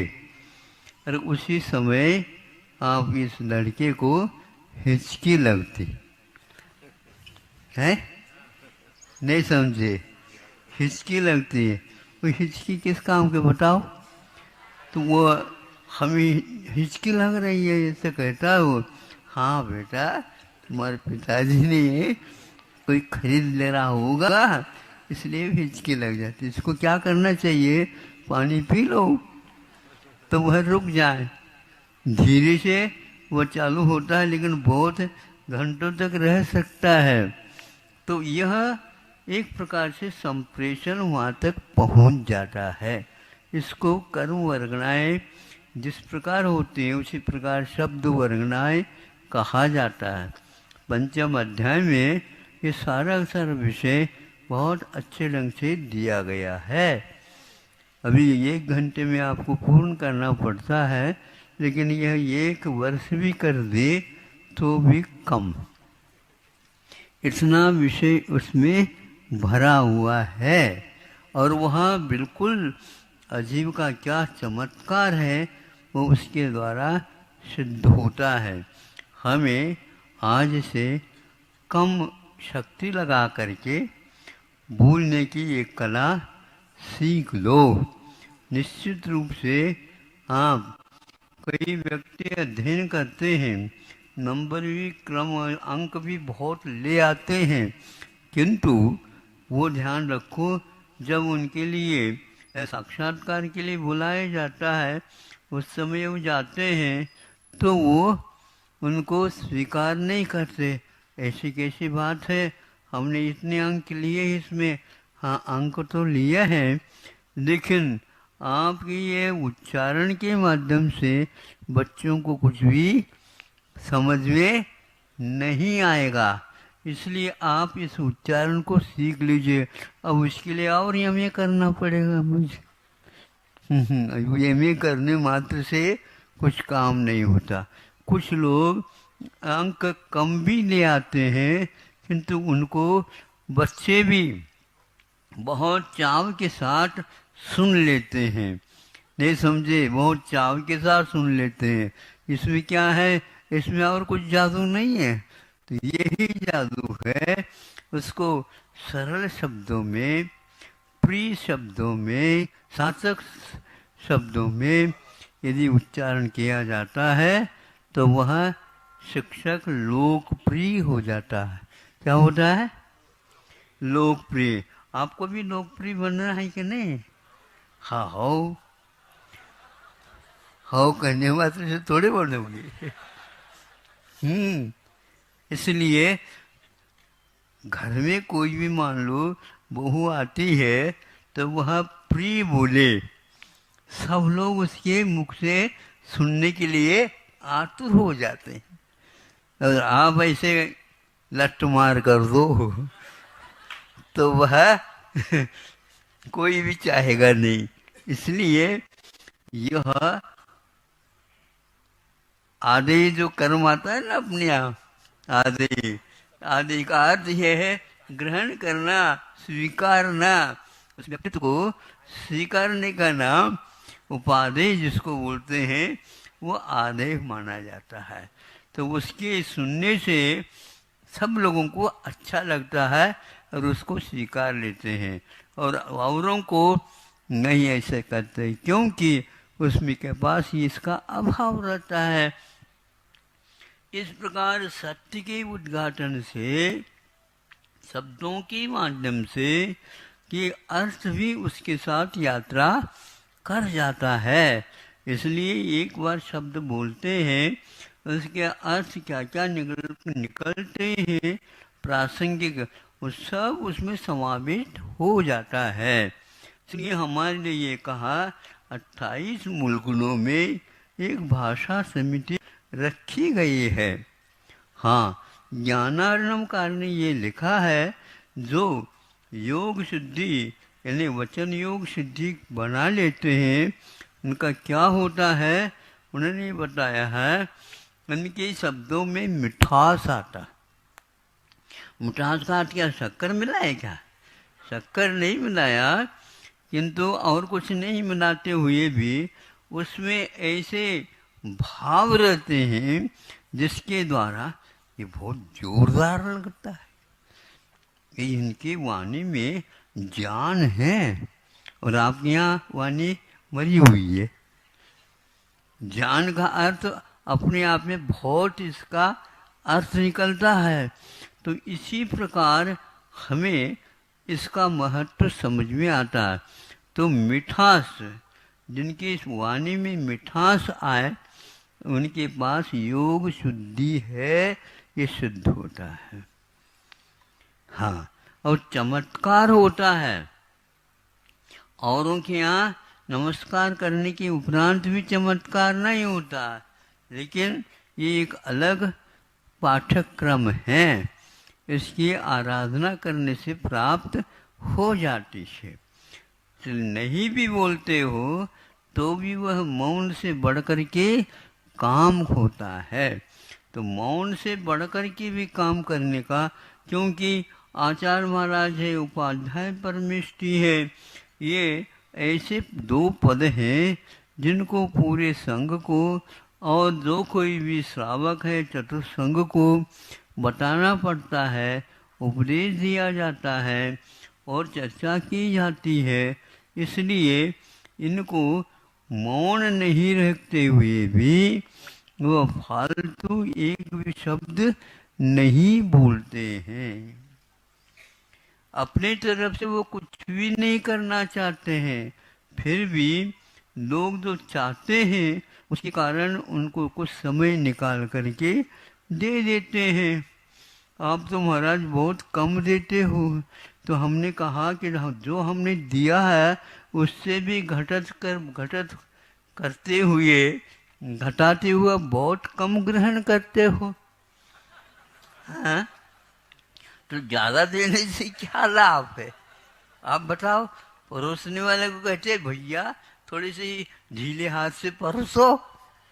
अरे अभी जो परसों है जो वही खाना नहीं हो रहा है।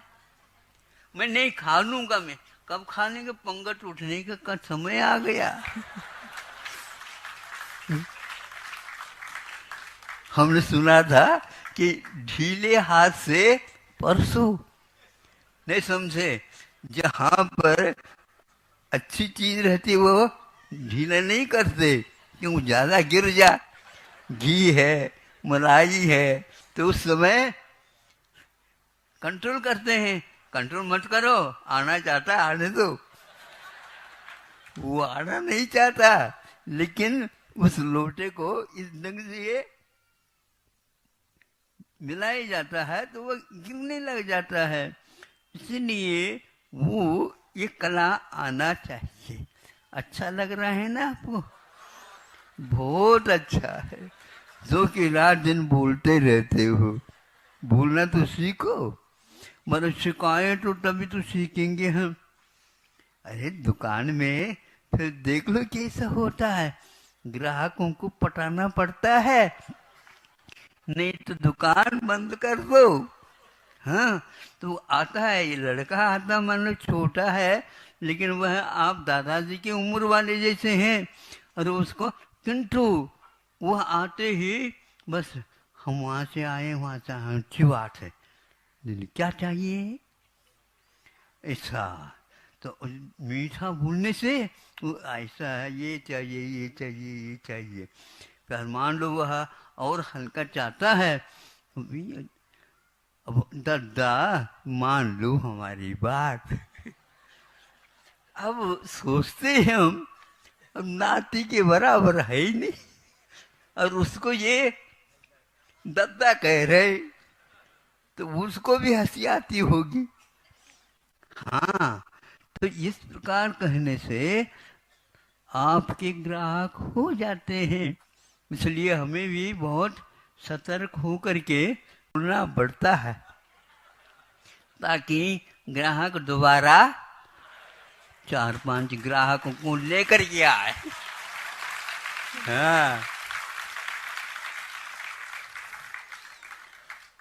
ऐसे करने से लोकप्रियता बढ़ जाती है और दुकान भी अच्छी चलती है, और उसके साथ साथ लाभ बहुत बड़े बड़े हो जाते हैं। आचार्यों ने प्रत्येक व्रत के साथ गुण के साथ गुणवत्ता भी रखी है। कैसे बोलना चाहिए, कैसे बैठना चाहिए, कैसे भोजन करना चाहिए, आदि आदि प्रत्येक व्रतों के पालन करते समय ध्यान रखा जाता है।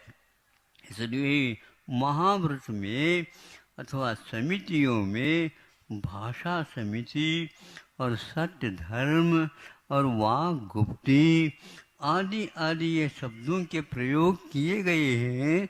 उसके कारण स्वरूप हमारा असंख्यात गुणी कर्मों की निर्जरा होती है। निर्जरा तत्व जिसको प्रिय है, क्योंकि उसके विकास से कर्मों की निर्जरा होती है। उस कर्मों की निर्जरा से गुण अपने आप ही विकासशील होते हैं। भारत विकासशील में है ना। हाँ, तो उसी प्रकार आपको वचनों के बारे में भी सोचना चाहिए। वह विकासशील हो तो अवश्य ही आपकी गुणवत्ता आने से उसका महत्व बढ़ जाता है। जैसे मुख से मोतियों की झड़ी लगी हो। हाँ, इस प्रकार करने से हमारे जीवन में गुण ही गुण आ जाएंगे, दोषों के लिए स्थान नहीं रहेगा। इसलिए बिन जाने से दोष गुणन को कैसे तजिए गहिए, ये पाठ दिया है। ये सब कुछ होते हुए भी जब अपना प्रयोजन सिद्ध होता है उस समय इसका प्रयोग कर देना चाहिए। ये हुआ कि ज्ञानार्णव का आकर कहते हैं जैसे कि वचन शुद्धि हो जाती है, वांग उपति हो जाती है, भाषा समिति आ जाती है, सत्य धर्म में प्रावीण्य प्राप्त करता है, उसके पास बहुत सारे विद्यार्थी शिक्षक जो कि शिक्षाशील हैं वो भी आना चाहते हैं। आज भी ऐसे क्लास में यदि मान लो कक्षा लगी है, उस समय नए नए कोई शिक्षक आ जाए और उसके लिए अपने आप ही विद्यार्थी अपनी ओर आकर्षण करने का भाव बना लेता है। उससे उनको भी मन में लगता है ये बच्चे बहुत ही होनहार हैं, और आप भी होनहार हैं। कुछ न कुछ तो होंगे तो सही, लेकिन होनहार का अर्थ यहाँ पर बहुत ही अच्छा भवितव्य है उसका। तो इस प्रकार के गुण को हम समझते हैं। तो इसी प्रकार घर में क्या, अड़ोस पड़ोस में क्या, आदि आदि में आपको वचनचर्या बहुत अच्छे रखना चाहिए। महाराज जी कहा करते थे, विनय से घुले हुए शब्दों का प्रयोग करते हैं तो बड़े बड़े आचार्य भी वर्षों से जिन्होंने संघ संचालन किया है वो भी प्रभावित होते हैं। विनयो मुखदारो कहा, विनय सहित पूछताछ करने से मोक्ष का मार्ग खुल जाता है, नहीं तो बंद हो जाता है। भैया उनके बाद मत जाओ, वहाँ पर ऐसे शब्दों से वो ताड़ते हैं। ताड़न शब्दों के द्वारा भी होता है। विद्वान को लात मारने की कोई आवश्यकता नहीं है। गधों के लिए तो कहते हैं लात मारो, और नहीं है तो विद्वान के लिए तो शब्दों की मार भी मखमल मार कहलाता है। ऐसे मखमल से भी मारा जाता है क्या?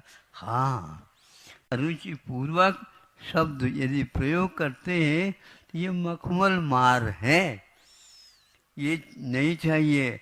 यदि भले ही लकड़ी से मार लो तो ठीक है, क्योंकि उसके कारण हम गुण को प्राप्त तो कर लेंगे, लेकिन इस मखमल मार के पीछे यदि रह जाएंगे हमारा जीवन का विकास क्रम रुक जाएगा।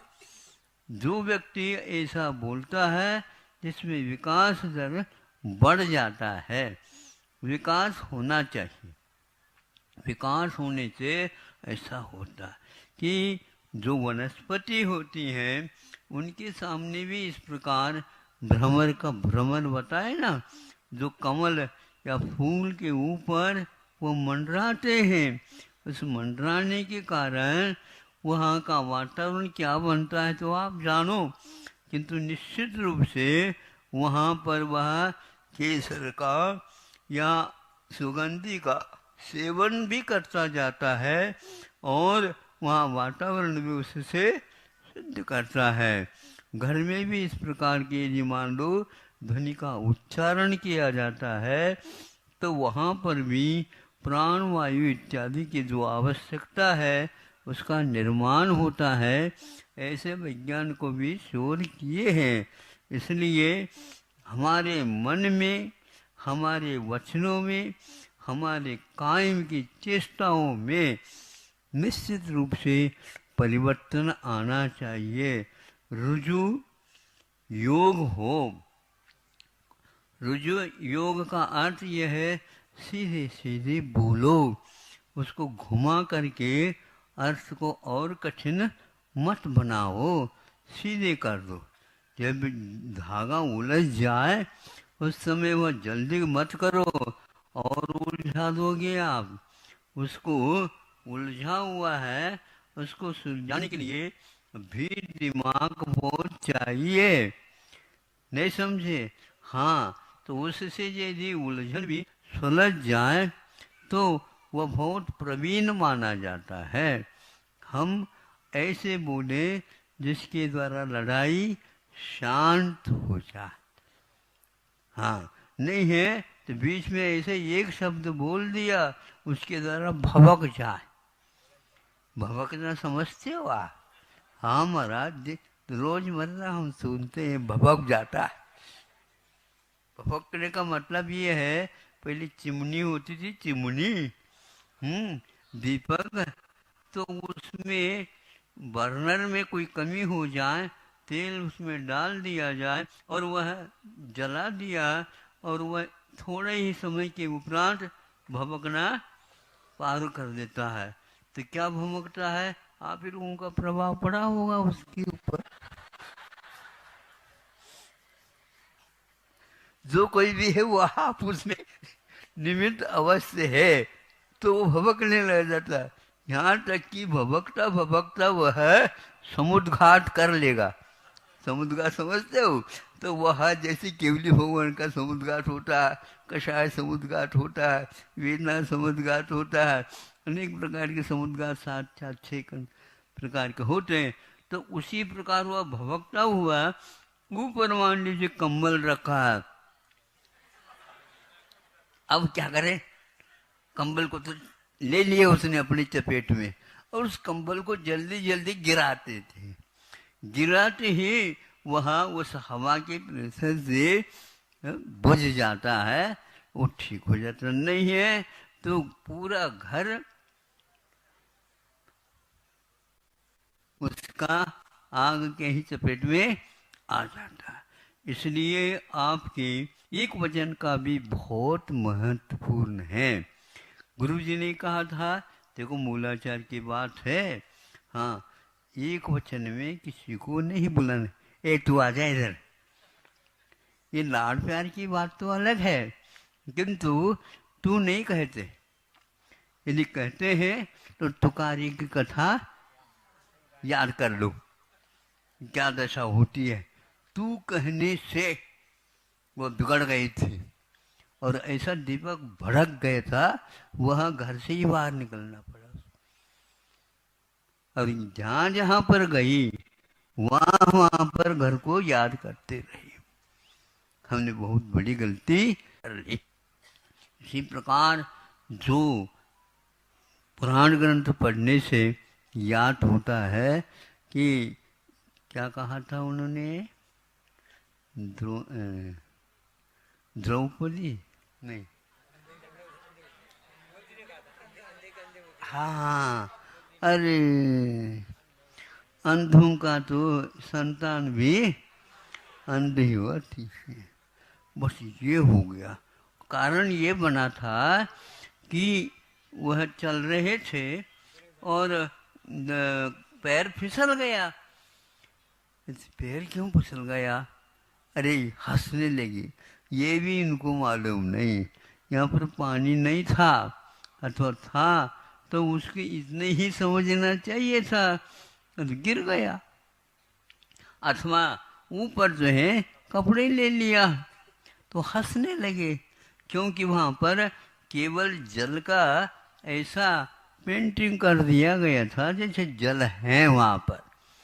तो इस प्रकार अब उस समय उन्होंने सुन लिया। उसका परिणाम जब द्रौपदी वस्त्र हरण है उस समय दिया था। अब देखो सभी पांडवों के लिए वह एक प्रकार से अभिशाप शुद्ध हो गया। यदि आप मर्यादा से बोलते तो ये नहीं हो पाता। एक ऐसे ढेर सारी उदाहरण उसमें पंच अपने प्रथमान योग में भरे हुए हैं।